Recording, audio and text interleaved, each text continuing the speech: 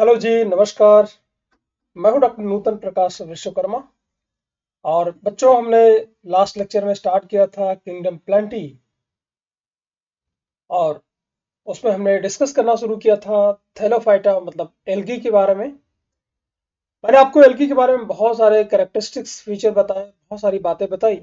और उनमें आपको ये बताया था कि जब भी हम एल्गी पढ़ेंगे तो उसमें हम मेनली 5 चीज़ों पे फोकस करेंगे। पहला होगा हैबिटेट, स्ट्रक्चर कि इसका सेल वॉल कैसा है और बाकी उसके सेल वगैरह सब कुछ कैसा है, वो हमने बताया बहुत सारा आपको लास्ट वीडियो में। अगर आप पहली बार ये वीडियो देख रहे हैं तो आप बैक जाकर के पार्ट 1 देख सकते हैं। पार्ट 1 और पार्ट 2 जो भी है आप प्ले लिस्ट में जाके देख सकते हैं जो मैंने कवर किया है। स्टोरेज कि वो फूड जो अपना एल्गी है वो किस फॉर्म में कवर करती है, इसी के बेसिस पर मैंने आपको अलग अलग बताया था कि जो अलग अलग एल्गी हैं वो किस फॉर्म में फूड को स्टोर करती हैं। तो आज हम डिस्कस करेंगे चौथा पॉइंट, रिप्रोडक्शन की। जो एल्गी है कलेक्टिवली, अभी हम क्लासिफिकेशन बाद में पढ़ेंगे।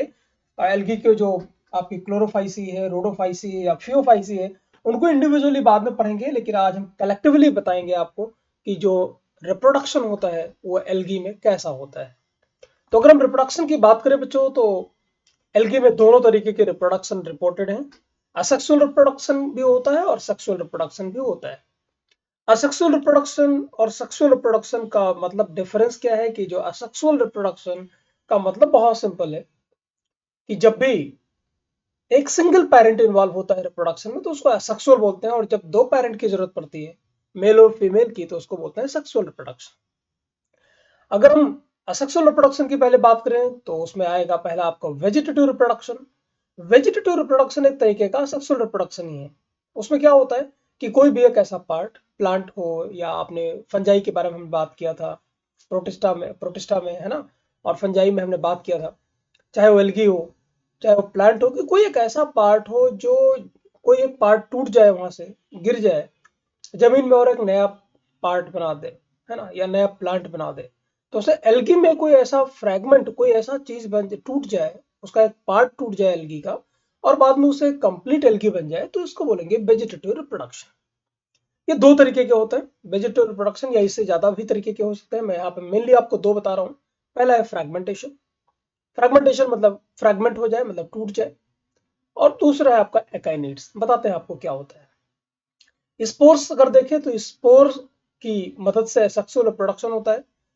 तो ये तीन तरीके के हैं, जू स्पोर, प्लानोस्पोर, हिप्नोस्पोर। अगर हम सेक्सुअल रिप्रोडक्शन की बात करें तो एल्गी में आइसोगैमस, एनाइसोगैमस और ऊगैमस। आइसोगैमस टाइप की जो सेक्सुअल रिप्रोडक्शन होता है वो स्पाइरोगायरा में होता है। एनाइसोगैमस क्लेमाइडोमोनास एक जीनस है, इसमें बहुत सारी स्पीसीज है। ऊगैमस वॉल्वॉक्स में पाया जाता है। तो चलिए इनको हम डिटेल में देखना शुरू करते हैं कि फ्रैगमेंटेशन और एकाइनिड्स से सारी चीजें क्या होता है। तो देखिए, वेजिटेटिव रिप्रोडक्शन, मैं यहाँ पर कलेक्टिवली पूरा एल्गी के बारे में बता रहा हूँ। तो वेजिटेटिव रिप्रोडक्शन अगर हम देखें एल्गी केस में, तो फ्रैगमेंटेशन ये होता है मेनली एक स्पाइरोगायरा में। ये देख सकते हैं आप स्पाइरोगायरा में। और ये जो स्पाइरोगायरा है इसमें फ्रैगमेंटेशन, एक फ्रैगमेंट बन जाता है, टूट जाता है, देखो दो में, और दोनों अलग अलग एक स्पाइरोगायरा बना देते हैं, है ना। तो ये आपका हो गया फ्रैगमेंटेशन। दूसरा होता है एकाइनीट। एकाइनीट क्या होता है? ये मेनली पाया जाता है क्लैडोफोरा में, यूलोथ्रिक्स में और नॉस्टॉक में, बहुत सारे इसके एग्जाम्पल हैं। तो इसमें होता क्या है देखिएगा, जो फूड मटेरियल है ये क्या करता है, किसी एक सेल में स्टोर हो जाता है। जो फूड मटेरियल बहुत सारा स्टोर हो जाएगा, और बाद में इसका जो ये सेल वॉल है ये थोड़ी थिकनिंग हो जाती है, इसकी मोटी हो जाती है। तो आप देख सकते हैं कि बाकी जो सेल्स हैं वो कैसी दिखाई पड़ रही हैं, और इसमें थोड़ा फूड मटेरियल क्या होगा, डिपॉजिट हो गया, है ना। और ये होता कब है बेसिकली, ये तभी होता है बेसिकली कि जब भी ये इस तरह के जो रिप्रोडक्शन जब होते हैं, ये काइनेट बनता है, तो ये बेसिकली अनफेवरेबल कंडीशन होता है। तो ऐसा कंडीशन होता है, और जब फेवरेबल कंडीशन आएगा तो ये यहाँ से टूट जाएगा, गिर जाएगा एकाइनेट। और जब फेवरेबल कंडीशन आएगा, मतलब एल्गी को सर्वाइव करने के लिए सही कंडीशन आएगी, जैसे एग्जांपल आप देख रहे हो नॉस्टॉक का, तो ये ग्रो कर जाएगा और नया आपका एल्गी बन जाएगा। हाँ, तो इसको बोलते हैं एकाइनेट। एकाइनेट का मतलब बहुत सिंपल है कि कुछ सेल्स में फूड मटेरियल स्टोर हो जाएगा, और जो पेरेंट वाल है वो उसमें क्या हो जाएगी, वो थिक हो जाएगी, और उसी को हम बोलेंगे, ये आप देख रहे हो, इसी को हम बोलते हैं एकाइनेट। तो एकाइनेट किस में पाया जाता है, आप देख सकते हो, नॉस्टॉक में, क्लैडोफोरा में और यूलोथ्रिक्स में। इसके अलावा भी बहुत सारे हैं। तो ये रही वेजिटेटिव रिप्रोडक्शन की बात। अब हम बात करेंगे असेक्सुअल रिप्रोडक्शन के, जो दूसरा बताया था जिसमें स्पोर के थ्रू हो सकता है। तो पहली बात तो ये क्वेश्चन उठता है कि ये स्पोर्स बनते किस में है, तो ऑब्वियस है स्पोर जिसमें बनेंगे उसको स्पोरेंजिया बोलेंगे। स्पोरेंजिया एक प्लूरल टर्म है, स्पोरेंजियम सिंगुलर है, राइट। तो जहां पे बनेगा उसको स्पोरेंजियम बोलेंगे। अब स्पोर होता क्या है, ये कंफ्यूजन अवॉइड करना, मतलब खत्म करना बहुत जरूरी है। स्पोर का मतलब क्या होता है कि एक ऐसे रिप्रोडक्टिव सेल, है ना, एक रिप्रोडक्टिव सेल कि जो नए इंडिविजुअल को बना दे लेकिन किसी और सेल से फ्यूज हुए बगैर। जैसे एग्जांपल आपको ह्यूमन का देता हूं। ह्यूमन में क्या हुआ, रिप्रोडक्टिव सेल क्या हुआ, स्पर्म हुआ, रिप्रोडक्टिव सेल क्या हुआ, एग हुआ बच्चों। तो ये दोनों फ्यूज होके फिर क्या होता है, आपका जाइगोट बनता है। लेकिन यहां पे क्या होगा, ये भी रिप्रोडक्टिव सेल है लेकिन इसको किसी और से फ्यूज होने की जरूरत नहीं है। एक ही पेरेंट है, उसी की एक सेल है, वो रिप्रोडक्टिव सेल हुई और वही क्या कर जाएगा, एक पूरे एल्गी में कन्वर्ट हो जाएगा। तो ये डिफरेंस है, इसी को बोलते हैं स्पोर। मतलब ऐसे रिप्रोडक्टिव सेल जो कि नए इंडिविजुअल को बनाने की योग्यता रखती है, कैपेबल है, लेकिन किसी और रिप्रोडक्टिव सेल से उसको फ्यूज होने की जरूरत नहीं है। वेरी सिंपल, समझ में आ गया आपको। अब ये अलग अलग जो एल्गी हैं उनमें इसको अलग अलग नाम से जानते हैं। तो पहला इसको बोलते हैं जू स्पोर। जू स्पोर, है ना। तो जू स्पोर का मतलब बहुत सिंपल है। जब भी आप जू स्पोर बोलेंगे तो जू स्पोर का मतलब क्या हुआ कि इनके ऐसे स्पोर जो मोटाइल होंगे, मोटाइल मतलब जो चल सकता, जिनमें मूवमेंट हो सकते हैं। तो ऐसे जू स्पोर कहां पे बनेंगे, Cladophora, Vaucheria and Oedogonium and Oedogonium and Chlamydomonas. आप यहाँ पे देख सकते हो, ये जो क्लेमाइडोमोनास है ये स्पोरेंजियम, ये स्पोरेंजियम बन गया इसको। और ये क्या करता है देखिएगा आप, ये छोटे छोटे स्पोर्स बना देता है जो कि क्या ये क्या है आपके, ये पूरी तरीके से मोटाइल है ना, मूव कर गए, ये चल सकते हैं, इसे मोटिलिटी पॉसिबल है। तो जो जू स्पोर होता है ये सिर्फ मोटाइल होता है, बाकी इसके अलावा जितने भी स्पोर अभी तक के रिपोर्टेड हैं उनमें क्या होता है, उनमें वो मोटाइल नहीं होते। दूसरा एग्जांपल देखिए, एप्लानोस्पोर। एप्लानोस्पोर क्या होता है, थिन वॉल्ड। अब इसमें क्या होता है कि खासियत क्या होती है कि ये स्पोर जो होते हैं उनकी जो वॉल होती है बहुत ही पतली सी होती है, थिन वॉल होती है, और ये नॉन मोटाइल स्पोर है, देख सकते हैं आप, नॉन मोटाइल स्पोर है। क्लेमाइडोमोनास एक जीनस है, आप देख सकते हो कि जू स्पोर में जो दिखाया आपको, यहाँ पर भी क्लेमाइडोमोनास में लिखा हूं, यहाँ पर भी क्लेमाइडोमोनास लिखा हूं, लेकिन ये दोनों जीनस है, अलग अलग स्पीसीज में जू स्पोर भी पाया जाता है, प्लानोस्पोर भी पाया जाता है ना। तो ये थिन वॉल्ड है और नॉन मोटाइल स्पोर है। और ये क्या करेंगे, जनरली जितने भी स्पोर बनते हैं बच्चों, ये कहां पे बनेंगे, ये बनेंगे अनफेवरेबल कंडीशन में। जब भी कोई भी अनफेवरेबल कंडीशन आएगी तो ये स्पोर बना लेता है, और जब फेवरेबल कंडीशन आएगी तो कंप्लीट जो है एल्गी में कन्वर्ट हो जाएगा, जर्मिनेट कर जाएगा। तो ठीक है, दो हो गए आपके, जू स्पोर, एप्लानोस्पोर। और देखिएगा एक और भी एग्जांपल लाइक ऑटोस्पोर। ऑटोस्पोर का मतलब क्या है, they are also thin walled, non motile, ये भी थिन वॉल ही होंगे, नॉन मोटाइल ही होंगे, किसकी तरह, जैसे हमने एप्लानोस्पोर की बात किया। लेकिन इनमें डिफरेंस है, बड़ा सिंपल सा है कि ये जो बनेंगे, स्पोर बनेंगे, वो किसकी तरह दिखेंगे, पेरेंट की तरह दिखेंगे। एग्जाम्पल देखिए क्लोरेला, ये क्लोरेला आप देख रहे हो, तो इसका जो स्पोर बनेगा वो भी किसकी तरह दिखेगा, क्लोरेला की तरह ही दिखेगा, इसलिए इसको ऑटोस्पोर बोलते हैं। तो जो ऑटोस्पोर होते हैं it's a kind of aplanospore only, ठीक है ना, एप्लानोस्पोर का ही एक टाइप है ऑटोस्पोर। नेक्स्ट, हिप्नोस्पोर। हिप्नोस्पोर क्या होता है, ये थिक होता है, ये थिक वॉल होगा। बाकी जो एप्लानोस्पोर मैंने आपको बताया वो क्या होता है, थिन वॉल होता है और नॉन मोटाइल होता है। हिप्नोस्पोर क्या करेगा, ये भी थिक वॉल होगा, एप्लानोस्पोर थिन होगा, लेकिन ये क्या होगा, थिक होगा, और ये भी नॉन मोटाइल होगा। ऑब्वियस है, जैसा आपको बताया, जितने सारे स्पोर बनेंगे वो अनफेवरेबल कंडीशन में बनेंगे, और जब भी फेवरेबल कंडीशन आएगी वो जर्मिनेट कर जाएगा और नया प्लांट बना देगा, नया एल्गी बना देगा। एग्जांपल देखिए, क्लेमाइडोमोनास और यूलोथ्रिक्स। क्लेमाइडोमोनास एक जीनस है, उसमें बहुत सारी स्पीसीज आती हैं, तो उसमें एप्लानोस्पोर भी पाया जाता है, जू स्पोर भी पाया जाता है, और हिप्नोस्पोर भी पाया जाता है।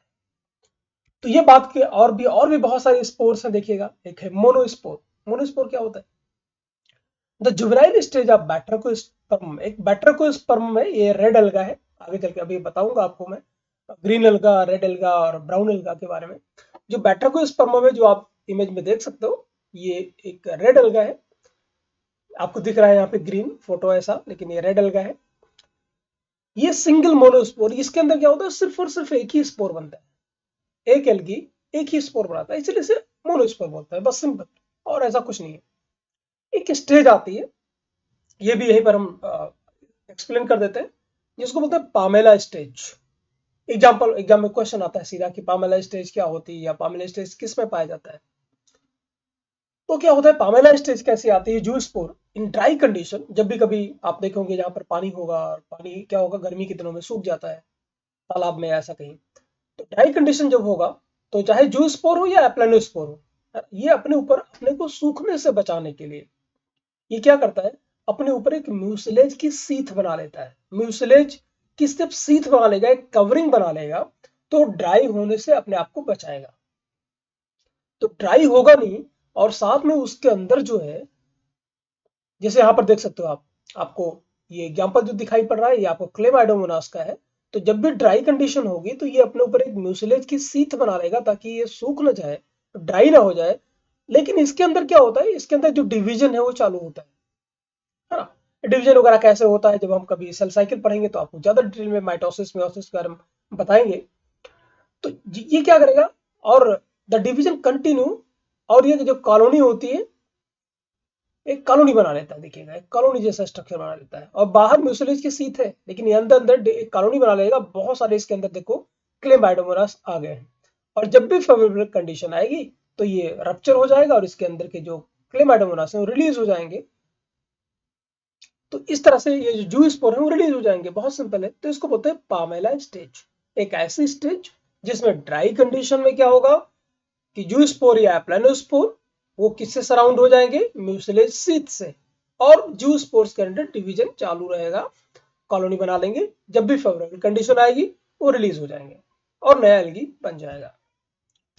अब हम बात करेंगे सेक्सुअल रिप्रोडक्शन की। तो सेक्सुअल रिप्रोडक्शन जैसा आपको बताया कि इसमें दो रिप्रोडक्टिव सेल जो होंगी वो इन्वॉल्व होंगी। The sexual reproduction in algae is broadly of three type. कौन कौन से, पहला जिसको बोलते हैं आइसोगैमी। आइसो मतलब सेम है ना, गैमी मतलब गैमीट, जिसमें जो गैमीट्स हैं वो सेम मॉर्फोलॉजिकली हो या फिजियोलॉजिकली हो। तो आप देख सकते हो दोनों की जो साइज है वो दोनों की सेम है, और दोनों क्या कर रहे हैं, इसमें इसमें दोनों में क्या हो रहा है, इसमें दोनों में फ्लैजिला है। तो ऐसी कंडीशन जब होती है कि मेल हो या मेल और फीमेल, अगर आप बोल सकते हैं इसको, या अगर आइसोगेमी मॉर्फोलॉजिकली फिजियोलॉजिकली सेम है, तो यहाँ पर मेल फीमेल का कोई मतलब नहीं है। तो आइसोगेमी मतलब सेम टाइप के गैमीट होंगे, दो गैमीट जब फ्यूज हो जाएंगे और नया एल्गी बन जाएगा, तो इस कंडीशन को बोलते हैं आइसोगैमीट या आइसोगैमी। और गैमीट्स को क्या बोलेंगे, आइसोगैमीट्स। जैसे ये पाए किस में जाते हैं, क्लेमाइडोमोनास की एक स्पीसीज है यू गैमिटोस, तो इसमें आइसोगैमस क्या पाया जाता है, सेक्सुअल रिप्रोडक्शन पाया जाता है। दूसरा है जिसे बोलते हैं एनाइसोगैमी। एनाइसोगैमी का मतलब ये हुआ कि दोनों जो गैमीट हैं वो गैमीट क्या होंगे, उनकी जो शेप साइज होगी वो डिफरेंट होगी, है ना, मॉर्फोलॉजिकली वो सिमिलर नहीं होंगे। So when the two gametes are morphologically dissimilar, the anisogamy is said to be morphological anisogamy. Example देखिएगा, Chlamydomonas braunii, braunii i, Ectocarpus secundus. और जो स्मॉलर जो छोटा गैमीट होगा उसको हम मेल बोल देंगे, और जो बड़ा वाला होगा उसको हम क्या बोल देंगे, फीमेल। समझ में आ गया। तो गैमीट मेल और फीमेल, जो छोटा होगा मेल और बड़ा होगा वो फीमेल। अब नेक्स्ट आता है इसे बोलते हैं ऊगैमी। ऊगैमी में क्या होगा, ऊगैमी में क्या होगा, फॉर्मेशन होगा यूनिसेल्ड सेक्स ऑर्गन्स। इनमें क्या होता है, सेक्स ऑर्गन्स बनते हैं। बाकी जो एनाइसोगैमी और आइसोगैमी था उसमें कोई सेक्स ऑर्गन जैसा नहीं बना था। तो जो मेल सेक्स ऑर्गन होगा उसको एंथ्रीडियम बोलेंगे, और जो फीमेल सेक्स ऑर्गन होगा जिसमें फीमेल गैमेट बनेगा उसको ऊगोनियम बोलेंगे। Very simple.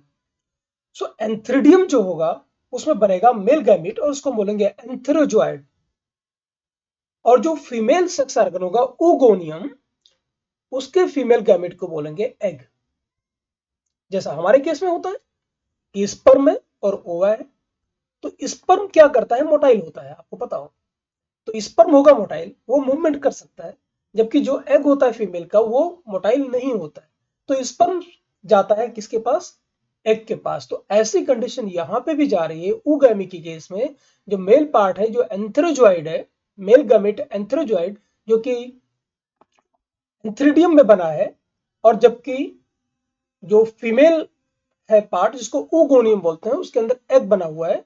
तो इसमें आप देखिएगा कि जो एंथेरोजॉइड होगा वो मोटाइल होगा, और वो किसके पास जाएगा, एग के पास जाएगा और फ्यूज कर जाएगा।